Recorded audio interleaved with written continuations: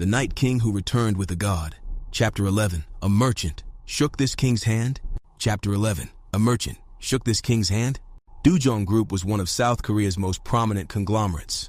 From instant noodles to missiles, it has dabbled in every industry in South Korea, and while some have failed and others have succeeded, Dujong influence in South Korea and the world is not insignificant. The business that has been most affected by the gate is the food industry. Countless granaries in China's Hubei Plain, Egypt's Nile Delta, and elsewhere have been abandoned due to miasma contamination from dungeon breaks. 30 years ago, there were no reagents to decontaminate miasma contamination, so this contamination caused permanent damage and, of course, food shortages on a global scale. Governments had to find alternative sources of food for the abandoned grain fields and heavily supported domestic companies in this regard. Dujong Future Food is a large company that has come to account for a third of the domestic food industry thanks to the government's full support. Park Jong-chan, the managing director of such a company, is a person who can carry the weight of the world on his shoulders, and he has never been looked down upon by anyone. A merchant shook this king's hand. For a moment he thought he'd misheard. In the modern world, businessmen are the most respected members of society. They control vast amounts of capital, move power, and even change laws.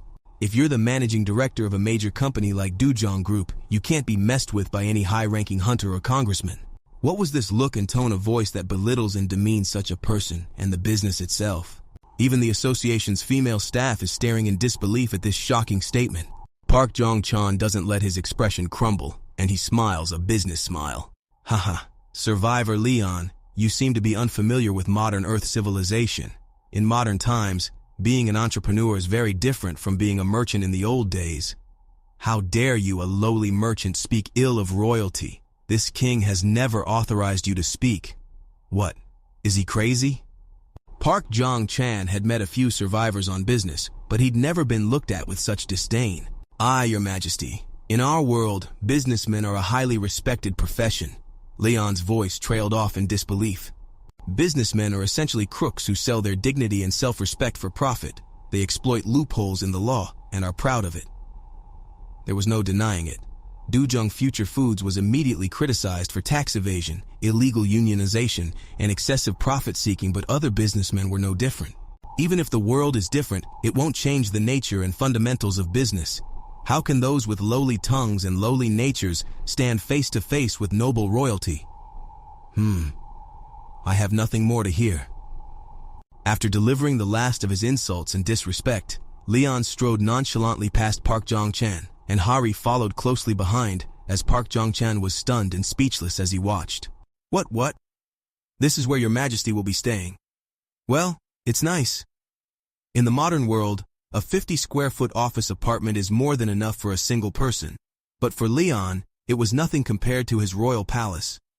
Still, he wasn't in the mood to argue, given his earthly origins and the fact that he was used to sleeping on the streets. This place is provided to you by the association for a year. You don't have to worry about rent or maintenance. The association will take care of that. Hari explains to Leon, who nods. She adds that there is also room service and a cleaning service that is paid for by the association. That's good. It was fortunate for Hari, who is a member of the Hunter Association, that Leon passed by Jong-chan Park, the executive director of Future Foods. Information about survivors is usually classified, and like North Korean defectors, those from remote societies are kept in quarantine for 3 months for training. But in a completely different world, the gap must be enormous.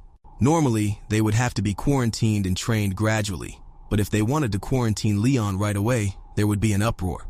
But what is the matter that brings him to Your Majesty? Where would merchants go? He must be after profit. Profit? What kind of profit would the executive director of Dujong Group want from Leon? Hari slapped her knee. It's the rice, isn't it? That blessed rice from the Hunan Plains. The situation was so urgent that there was no information control, and an internet broadcaster had filmed it. It must be Mr. Park, the farmer. She searched on YouTube and found a video of Mr. Park. Apparently, the association had taken the video down and issued a warning. What, he posted again? Mr. Park, a farmer, was depressed because his latest video had been taken down. The shocking scene was filmed in real time in front of the Hunan Plains, and the land that was obviously contaminated with miasma was cleaned in an instant. Did you see that, brothers? The rice? It grew like a bang? What? What? Magic? Was he a mage from the tower? Did he use some kind of rapid growth spell? But even magic can grow plants on miasma-contaminated ground? Maybe it's a new technology we don't know about. Mr. Park, a farmer, knew all too well how amazing it was to see crops grow on contaminated ground. Even after the advent of miasma purification technology in the Magic Tower, it took a year or two of expensive reagents to purify the miasma-contaminated land. Thinking of his neighbor, Mr. Young, who went bankrupt because he couldn't afford the reagents, Park swallowed hard at the miracle before him. But the crops grown with magic are inedible anyway. It's enchanted, so it's poisonous to normal people. Even the hunters would need a stomach wash after a few bites. But soon an amazing sight was witnessed. The association's employees were threshing rice and cooking it themselves. "Hey, what are you doing?" When he tried to get closer to see if they were really eating rice, he was chased away by the association staff, but later that evening, he found the owner of the field, Mr. Kim. Mr. Kim, did you get what I asked for? Of course. The guys at the Root Association said I shouldn't take it out at all. What kind of law is that? Aren't you the owner of the field? That's right. Because rice grew on the miasma-contaminated land, the association members ate a bowl of rice each. That's right. Mr. Park was curious enough to become a YouTuber, filming all kinds of wildlife in the countryside. The land contaminated with miasma was cleaned up, and the crops grew in no time. How could he pass this on? He wanted to post a video on YouTube, but first he wanted to do a little experiment. Let's cook some rice and feed it to the neighborhood pig first. Good idea. To test the waters, the two cooked up a small batch of rice. The glossy, shiny rice was tempting to eat with torn kimchi, but they decided to test it on animals first just in case. Bam! That's when it happened. The rice was barely done cooking when an old dog came to the door. "Isn't this Mr. Chin's old dog?" "Yes, it is." "Why is he here?" Dalshan was a 12-year-old dog. As is often the case with old animals, he suffered from arthritis, which led to lack of exercise and obesity. Why is he here when he usually stays at home? Thump, thump. "No, Dalshan, why don't you go home?" It was then. Dalshan, who was looking at them from the doorway, suddenly stuck his head into the rice. "What the hell? Is Dalshan crazy?" The two men were furious, but soon became amused by Dalshan's behavior. "You bastard, you can't eat that. Why is he eating it all of a sudden?" It was a big deal because Dalshan was a dog that Mr. Chen pampered and raised, and he would be sad if he died from eating rice. "Spit it out! Spit it out!" Mr. Park tried to open Dalshan's mouth to spit out the rice, but Dalshan swallowed the rice as if his life depended on it. Kung, kung, kung! Dalshan jumped up and down with a thunderous sound. After scurrying around like a grasshopper, Dalshan immediately ran towards Mr. Chen's house. What? What the? It was an old dog with arthritis that had trouble walking, and only last week they saw Mr. Chen crying as he held Dalshan. But what does that mean? It was as if he was getting healthy. Mr. Park and Mr. Kim looked at each other, thinking the same thing as they immediately started making a new meal. Chronic scoliosis? It's like my stuffy chest has been opened up. The miracles that happened there quickly spread throughout the village. Meanwhile, a similar phenomenon was taking place in the Duzhong Future Food Lab, where the Firebird Guild had set out to determine the identity of the rice. What the hell am I looking at? How can such a dense energy be contained in a single grain of rice?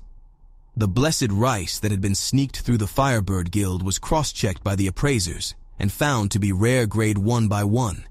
Blessed rice grade, rare description. This rice is blessed with the divine power of Goddess Demera, the goddess of life and fertility.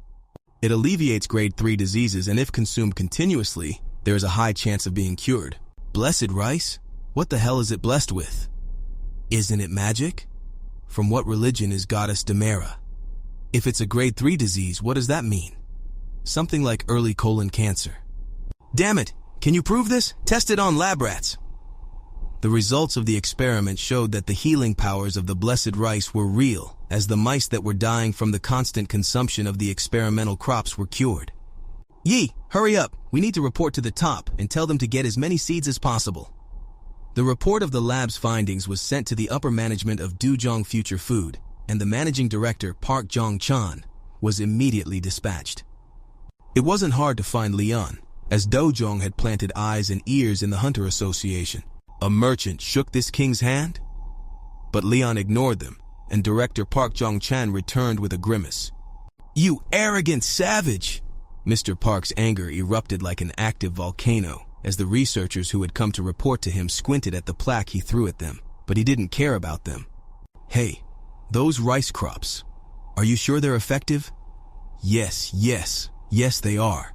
You haven't even done any clinical trials. If it works on rats, what guarantee do you have that it'll work on humans?